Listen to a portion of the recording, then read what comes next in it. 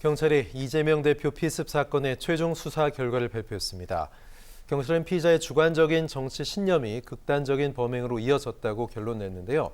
자세한 이야기 오윤성 순천향대 경찰행정학과 교수와 이야기해 보겠습니다. 어서 오십시오. 네, 안녕하세요. 네, 자 이재명 대표가 그제 퇴원했는데 경찰이 최종 수사 결과도 발표했습니다. 어떤 내용이 좀 눈에 띄셨나요? 경찰은 68명으로 구성된 수사팀을 활용해서 9일간 수사를 했습니다. 그래서 이제 그 수사 결과를 발표를 했는데요. 결론은 바로 김 씨가 주관적 정치적 신념에 따라서 단독 범행을 했다. 즉 다시 말해서 공모를 한 공동 정범도 없고 또는 교사를 한 배우도 없다. 이렇게 이제 밝혔습니다. 네. 범행 동기는 한마디로 이 대표가 대통령이 되는 것을 막고 지금 이제 재판 과정이 지연되는 것에 대해서 불만을 품고 총선에 영향을 미치겠다라고 하는 그런 의도로 했다라고 하는데요. 지금 이제 최근에 이 대표의 와이셔츠를 경찰이 지금 가까스로 결정적인 증거가 폐기되기 직전에 확보했다라고 하는 그런 얘기가 나오고 있는데, 자관 이 사태에 대해서 정치적 득실에 따라서 여러 가지 설례가 많기 때문에 이번에 10일 날 검찰로 송치가 되지 않았습니까? 그래서 네. 이제 검찰의 수사 결과를 지켜봐야 될 것으로 봅니다. 네. 검찰로 송치가 되는데 이제 경찰이 이 피의자의 정당 가입 이력에 대해서는 비공개 입장을 밝혔습니다. 사실 언론상으로 정당 가입과 탈퇴를 반복했고 최근에 어디에 가입했다 이런 이야기들이 이미 좀 흘러나오지 않았습니까? 그렇습니다. 왜 비공개했을까요? 그 이유는 이제 정당법 제24조에 보게 되면은 일단 범죄 수사를 위해서 당원 명부를 조사한 그 경우에는 이 법관의 영장이 필요하다라고 되어 있고요. 이 경우에 수사에 관여했던 관련 공무원들이 이 당원 명부와 관련돼서 본인이 지득한 사실에 대해서 누설을 할 때는 3년 이하의 징역, 금고에 처하기로 되어 있습니다. 즉 다시 말해서 이거 벌금형이 없는 것이죠.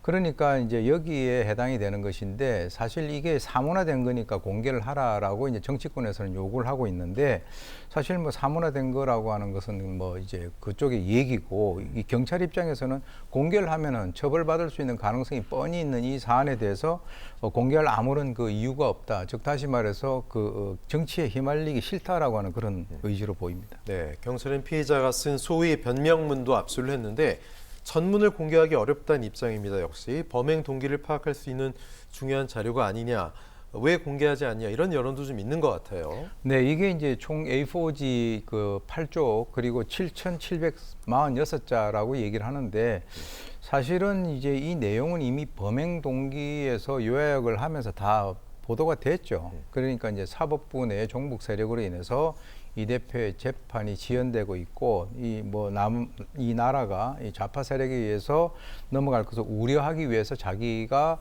우려를 했기 때문에 자기가 그런 행동을 했다 이렇게 얘기를 했는데, 사실은 이제 7,746자를 모두 공개를 했을 때 우리나라 말 같은 경우는 다르고 다르고 그 한 문장마다 발생될 수 있는 여러 가지 어떤 정치적인 해석 이런 것들에 대한 정치적 파장을 고려해서 비공개하기로 결정을 했다라고 합니다. 예, 충남 거주 60대 김모 씨인데 당적과 함께 피의자 신상 정보도 공개하지 않기로 했는데, 문제는 미 뉴욕타임스에서 이미 피의자 신상을 공개했단 말이죠.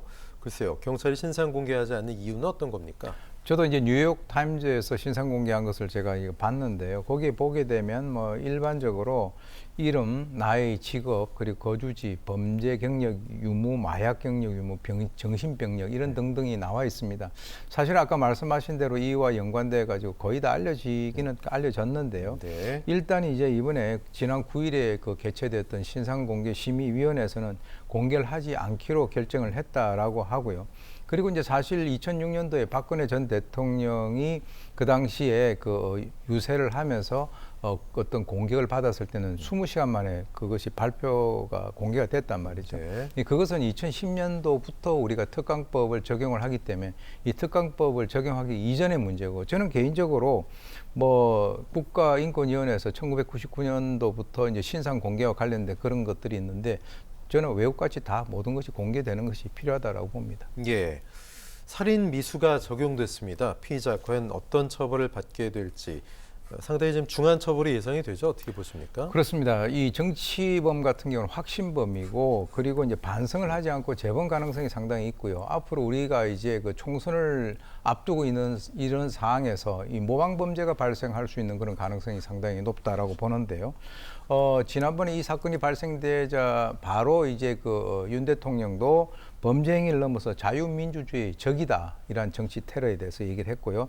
단호한 그 대응을 주문을 했기 때문에 추정컨대 구형이 높게 나올 가능성이 상당히 높다 이렇게 봅니다.